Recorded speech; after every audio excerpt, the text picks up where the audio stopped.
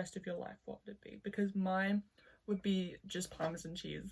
Just Parmesan cheese. Hey guys, today I thought it would be really cool to talk about bullet journaling, and more specifically I thought we could go through my history of bullet journaling, how I started, and how my process has evolved throughout the years to get to a point where I'm really happy with bullet journaling now. I love bullet journaling. I think it is an excellent tool to translate whatever is happening in your mind and get it on the paper and help you stay organized and get ahead of everything in your life. Bullet journaling is appealing to me in the same way that journaling is, because it is, like I said, that translation of your mind onto the page. I love the idea of having this one place, this physical place that I can refer back to, where I can keep everything that I need to do, where I can stay organized. The idea of a bullet journal is very, very relaxing to me, and I think that's why I have stayed at it for so many years. I've been persistent with it and tried to keep going with it despite the fact that it hasn't always worked, and that's what I'm going to talk about today. It's 2018, I'm 15 years old, high school's getting a bit more serious, I've got a bit more homework, there's more stuff on my to-do list, and suddenly my desperate need to organise my life meets the bullet journal boom of YouTube. Suddenly all I'm seeing online are these beautiful, beautiful bullet journal spreads, these people sitting down once a month with their zebra Mars liners and writing down all their spreads, and this was so appealing to me. I mean, I love a good notebook, I love all things stationery, I love writing neatly, all of that stuff.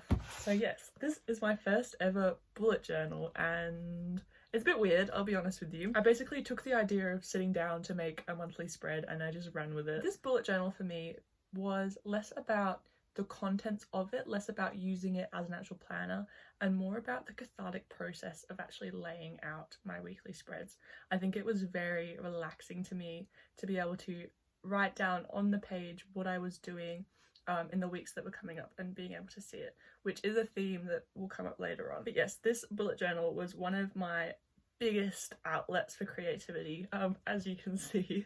So each month I would do a different theme of something that I was really enjoying at the time. So obviously this one is Little Nightmares. Some of the themes were obviously a bit questionable. I was 15, please be patient with me. But yeah, every month I would do like a theme page, I'd do a little calendar, I'd also do another calendar, which was quite redundant. I'd do a quote, and then I'd also have habits for me to fill out, which I never filled out and then would feel bad about myself. And yeah, this is what a week would look like in my bullet journal. I would have every week themed around the monthly theme as well, of course. And I just found it so nice to have a place to dump everything that I had to do and write it down and cross things off. It was really satisfying and it motivated me to get things done as well. Also, I really looked forward to being able to sit down at my desk and lock the world away and just focus on my little world on my bullet journal. Some of these are quite awful to look back on, specifically the October American Horror Story themed month. I'm proud of the Kill Bill one though. I think this one's cool. I love this journal so much. I love being inside it. I love decorating it. And I really wanted to continue the same energy in 2019 when I made my next bullet journal, but it just didn't really work. I think it's because it wasn't a dot grid. It was just a grid. And I think it threw me off.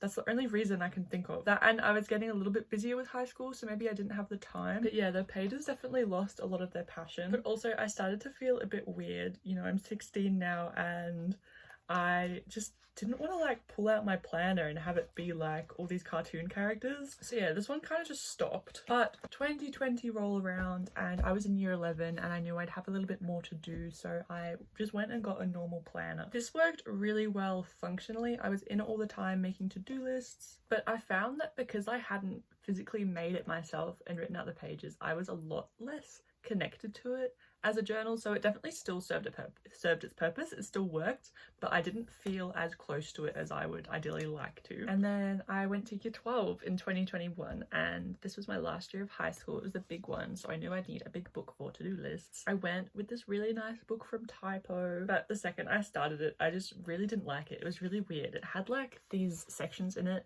and for me, I am one to brain dump everything I have on a page and tick it off as I go, but because there were so many sections in this, I didn't feel like I had anywhere to dump thoughts, if that makes sense, and I didn't know what categories to use, and I felt weird because I wasn't using everything properly the way I was meant to. So this, along with the fact that we were in lockdown for year 12 and I also went unscored, I just found that like I wasn't using it and I didn't like it. I also welcomed someone into my life when I was in year 12, and that someone is Snark.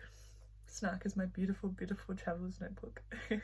And when I got it, I wanted to have my journal and my bullet journal inside, but obviously this one was a bit thick, so I decided to move to a different bullet journal. So this one was just like a bit weird. I think again because it wasn't the dot grid that I really liked. I didn't really know how to use the space or add things into it. I did try this thing where I only allowed myself 5 to-do list boxes each day, so I was only allowed to do 5 tasks a day, which I think was really good in year 12. That really helped me out. But apart from that, I was really just kind of using it to get by as a big to-do list, and I didn't like it. I did try and swap it around. I don't like this either, but it did introduce something that I now use religiously, and that is the literal mapping out of my week and color coding it. I felt the absolute urge to see my week in front of me and block out times that I knew the times around what I was doing. I didn't know how to use colors. I didn't know which markers I wanted to use. I was just trying different things and I didn't like it. So I wanted a new bullet journal when I started 2022, and I tried to set it up really good and do the usual, but again, I didn't really like it. I was working full-time at a restaurant, so I didn't need much space for to-do lists anymore because I wasn't studying. I just needed that physical copy of where my shifts were so I could plan around it. That was really good, and it did work in that sense, but apart from that, I didn't really like what was going on. I was using colored pencils, which was hurting my hands, and the actual weekly planner itself was too big. And then halfway through 2022, I decided that I wanted to go and start uni and give that a crack. Long story short, didn't end up working because I was still quite burnt out from year 12 and I just needed more of a break.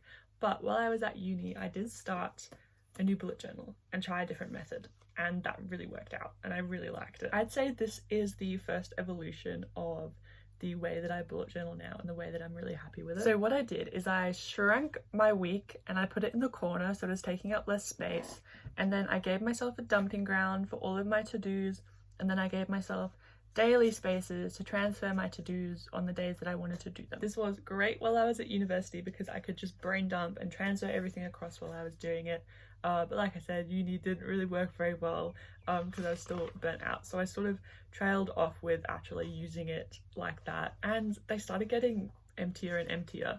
Especially since I went back to just working full-time at a restaurant. I found that I needed my weekly spread of everything, but I didn't need all of the space for to-dos. Sometimes I used it, sometimes it was really useful, but eventually it just died as life got really busy and I stopped relying on it. I did rejuvenate it a little bit because I tried this thing where I, instead of writing a to-do list like this, I wrote the to-do list like Tetris, and I found that really fun because I would color it in whenever I finished it. That worked for a little while because it really inspired me to get tasks done so that I could color them in, and the bigger the task, the bigger I made the blocks.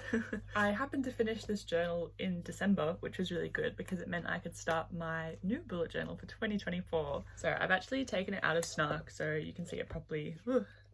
I had to glue a label back on really quick, but this is my current bullet journal. These are different labels from different wool, different thread that I've stuck to the back and the front. And yeah, I felt really good going into this bullet journal because for the first time I knew I had not a complete idea, but a very strong idea of what I needed in a bullet journal functionally so that it could be the most efficient. I went straight in with the 2 most essential things that I need in a bullet journal. That is a map of everyone's birthdays and also my Stephen King spreadsheet. I did some monthly spreads, and then I also did my usual weekly spreads where I had my week, my dumping ground, and then my daily to-dos. But I started to find that again, I just had too much space going on, and I was also finding it a bit redundant to write down my to-dos and then rewrite them again on another page. Because I was busy most days, I was really only using the to-do list section on the one day a week where I sat down to get lots of tasks done. So what I ended up doing, when did I do it? In May of this year, I did a thing where instead of having a double page spread for a week, I used a double page spread for 2 weeks. And admittedly, it looks a little bit more chaotic, but that is how I like it. So what I ended up doing is I did a double page spread for the 2 weeks. I had it so I could see everything, and then I had my brain dump for all my tasks, and then I think this is like a traditional rolling bullet journal method. I just wrote down the days that I was free to do tasks and all the tasks that I wanted to do that day. Sometimes I skipped days, sometimes I had consecutive days, but it didn't really matter. Also like to, at the end of the week, write down and keep track of all my finances. Some weeks I didn't use the to-do list spaces at all, and that's fine. Some days I'd change it up and use them in different ways, so I'd introduce like habit trackers that I didn't fill out, and it was really good because it provided a constant that I'd have every week that I could rely on, that I knew I could write the things down that I needed to do, but it also gave a flexible space for me to change it up week by week depending on what I needed. So yeah, this is what my daily planner looks like now. This is this week. I'm still not absolutely using all of my free space when I don't have to, but yeah, I'm using colors that I like. It feels cozy. It feels like a space that I want to be in and plan my week in. One of the reasons I wanted to film this video is because I remember when I was younger, I would get really frustrated when I would struggle to find the right bullet journaling method for me that I really liked. And yeah, I guess I just wanted to show that it's okay to change around, it's okay to try different things until you find what works for you. And I know one day this isn't going to work for me and I'm going to have to change it up. Like next year I'm studying, so I might need more space than I do and I might have to go back to my old method. I should probably show you actually. I have actually set up the rest of my bullet journal for the whole of next year, which I did show in my other journaling video, but that's okay. This is what a blank one looks like. I also hated having my monthly overviews like separate, so I just joined them all together, and that looks like this. I think the one thing that helped me the most in finding the right bullet journaling method for me was letting go of my need for perfection in my bullet journal, which I think when like there are so many really beautiful bullet journal spreads out there, especially when I first started. I was looking at all these beautiful videos. I really wanted my bullet journals to look crisp and neat and coloured properly and all of that, but I found getting older, journaling more, I'm able to romanticize the used feeling of everything, if that makes more sense. And it's the same with regular journaling as well. To me, it's no longer advantageous or an interest of mine to keep everything neat. I really want that lived in, that messy feeling in my bullet journal because I wanted to represent my brain, and yeah, I just think that suits me more. So I've sort of let go of trying to get everything to be perfect, and that includes I'll no longer be starting a new bullet journal every year. I definitely have done that for the past few years, and yeah, I think I'm just gonna try and do continuously in this one. I'm actually kind of regretting setting up my bullet journal for a whole year in advance because I do think my advice would be just go a month at a time and see what works and change it up depending on what you need. I've linked the OG bullet journal tutorial video down below because I think it's a really good resource to sort of strip back everything and go back to the basics and see what can I actually take from this. So yeah, I think that's all I have to say about bullet journaling currently. I think that's it. I feel like I've emptied my brain to all of you. You're welcome. I hope you enjoyed this video. I'm really curious to know how you guys bullet journal. What's your method like? Has it changed over the years? Like always, I'll have some interesting things for you to look at in the description. But apart from that, thank you so much for watching and I'll see you in the next one.